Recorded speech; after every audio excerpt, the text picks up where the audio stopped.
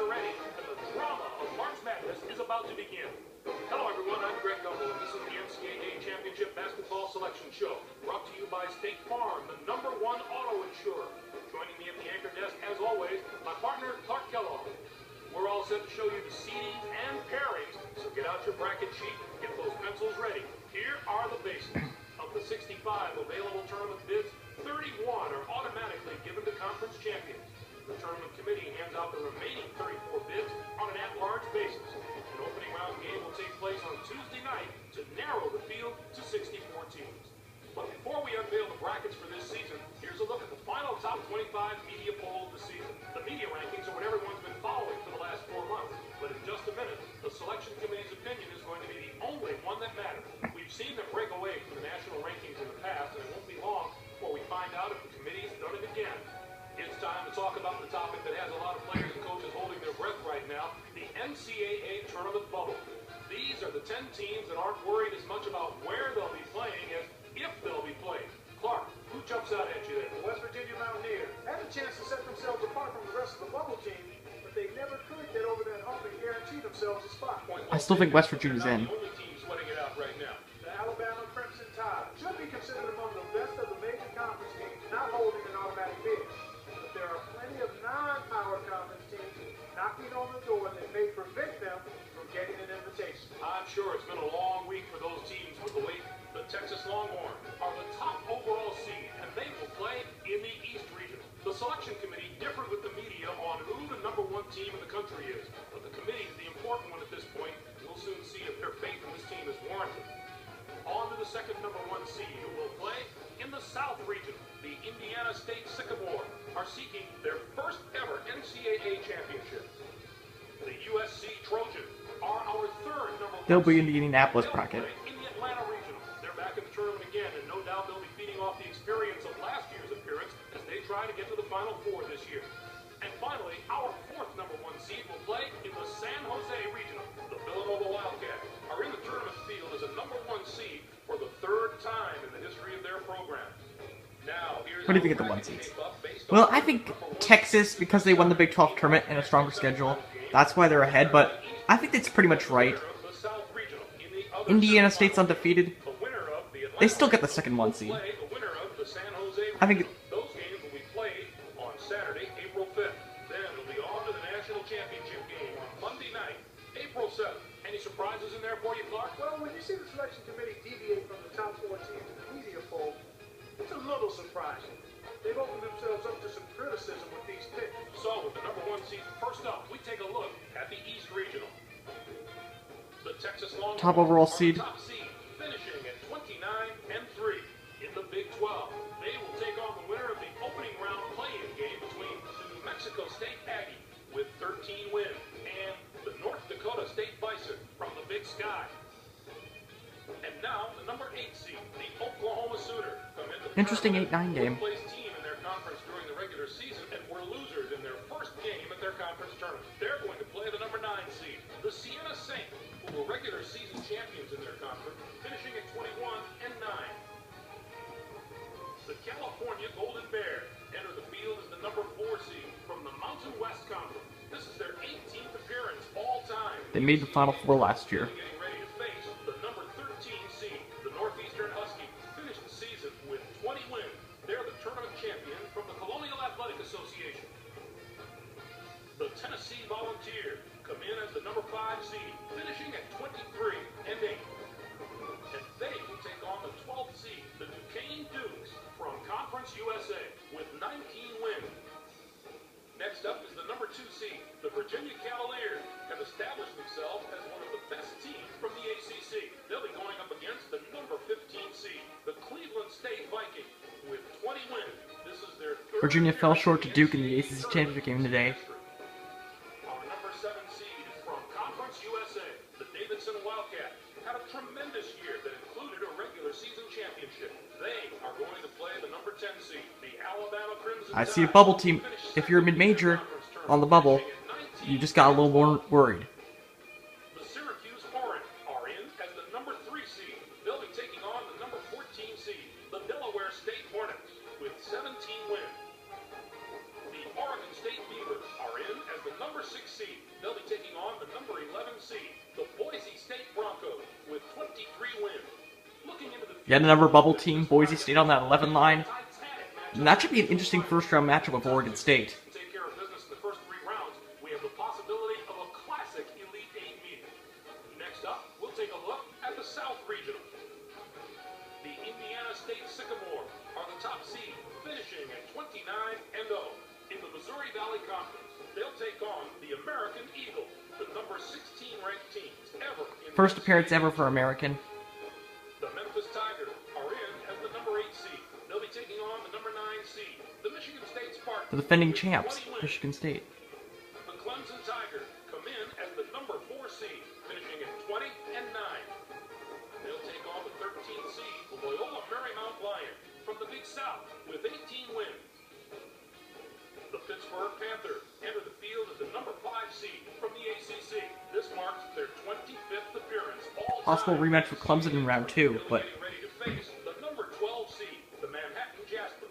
Finished the season with 20 wins. They're the tournament champions from the Metro Atlantic Conference. Our number 2 seed is from the Big East. The Georgetown Hoyas had a tremendous year that included a regular season championship. They're going to play the number 15 seed, the St. Bonaventure Bonnie, who came in first in their conference tournament, finishing at 18-15.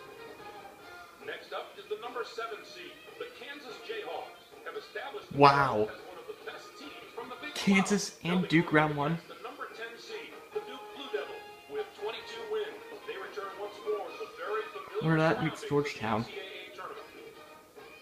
The Washington Huskies are in as the number 3 seed. They'll be taking on the number 14 seed, the Fairleigh Dickinson Knights, with 17 wins.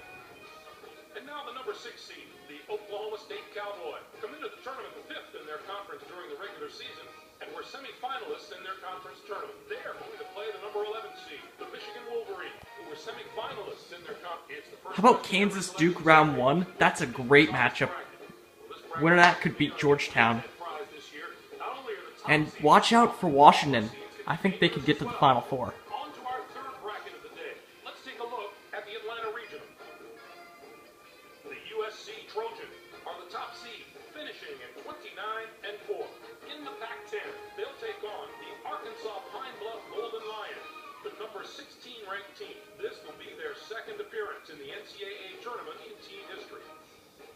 Our number 8 seed is from the WAC. The Utah State Aggies had a tremendous year that included a regular season championship. They're going to play the number 9 seed, the Air Force Falcons, who came in first in their That's a pretty healthy seed for them as a 9. and 12. The Santa Clara Broncos enter the field as the number 4 seed from the West Coast Conference. This is their 15th appearance in the NCAA. They've had a great tournament. season. They'll be getting ready to face the number 13 seed, the UC Riverside. Santa Clara can get to the Final Four. They're that good. 17 wins. They're the tournament champions from the Big West. The Texas Tech Red Raiders are in as the number 5 seed. They'll be taking on the number 12 seed, the Red Hawks of Miami of Ohio, with 19 wins. The Ohio State Buckeyes are in as the number 2 seed. They'll be taking on the number 15 seed, the Oakland Grizzlies, with 17 wins. Next up is the number 7 seed, the Seton Hall Pirates. Have established They played Bubble Team West Virginia. from the Big East. Another bubble They'll be team. going up against the number 10 seed, the West Virginia Mountaineers, with 19 wins. They return once more to the very familiar surroundings. And now the number 3 seed, the Mississippi State Bulldogs, come into the tournament first in their conference during the regular season and were semifinalists in their conference tournament. They are going to play the number 14 seed, the Northern Arizona Lumberjacks, who came in first in their conference tournament, finishing at 18-10. The Red Storm of St. John's come in as the number 6 seed, finishing at 22-10. And they take on the 11th seed, the LSU Tigers, from the SEC, with 19 wins. I think this could wind up being the bracket that brings us this year's Cinderella. I think this is the weakest of the 4 regions. Like, I think And I'll be surprised if at least one of them doesn't put together a long run in this tournament. And finally, let's have a look at the San Jose. The Villanova Wildcats are the top seed, finishing at 29-4. In the Big East, they'll take on the Stetson Hatters, the number 16 ranked team. This will be their 2nd appearance in the NCAA tournament in the history of their school. Next up is the number 8 seed, the Cincinnati Bearcats, have established Battle of Ohio. one of the best teams from the Big East. In Dayton. Going up against the number 9 seed, the Xavier Musketeers, with 17 wins. They return Battle of Ohio in Dayton. Wow. The Arizona State Sun Devils are in as the number 4 seed. They'll be taking on the number 13 seed, the Tennessee State Tigers, with 17 wins. The Arkansas Razorbacks come in as the number 5 seed, finishing at 23-9. And they will take on the 12th seed, the Princeton Tigers, from the Ivy League, with 22 wins. The Louisville Cardinals enter the field as the number 2 seed from the ACC. It's yet another appearance in the brackets for a school that's no stranger to the NCAA tournament. They'll be getting ready to face the number 15 seed, the East Tennessee State Buccaneers. Finished the season with 22 wins. They're the tournament champion from the Southern Conference. And now the number 7 seed, the South Carolina Gamecocks, come into the tournament as the 4th place team in their conference during the regular season and were losers in their first game at their conference tournament. They are going to play the number 10 seed, the Arizona Wildcats, who were semifinalists in their conference tournament, finishing at 17-12.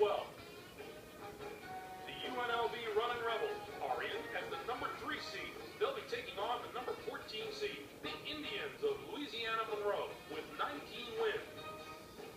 Our number 6 seed is from the ACC. The Boston College Eagles were rewarded for their outstanding I think play. Fresno State's overseeded. They should be at 14, not 11. They are going to play the number 11 seed, the Fresno State Bulldogs, who came in first in their conference tournament, finishing at 18-15. There are going to be some incredible matchups in the later rounds of this bracket as the top seeds can avoid the early upsets. We can look forward to some real heavyweight battles. What are your thoughts on our top 16 seeds, Clark? There are no real off-the-wall picks that jump out at me. These 16 teams are all pretty deserving. Let's give the committee some props this year. The Syracuse Orange are the most dangerous 3 seed in the tournament, in my opinion. Their team can be a very tough matchup for whomever they play. Now, let's bring the conference picture into focus. The ACC gets 18. The SEC with 6. 6 out of the Big East. The Big 12 gets 16. The Pac-10 with 4. 4 out of the Big 10. What a down year for the non-power conference. We're used to seeing at least one of those conferences compete on the level of the power conference, but not this year. It's too bad we didn't see more small conference schools in the tournament.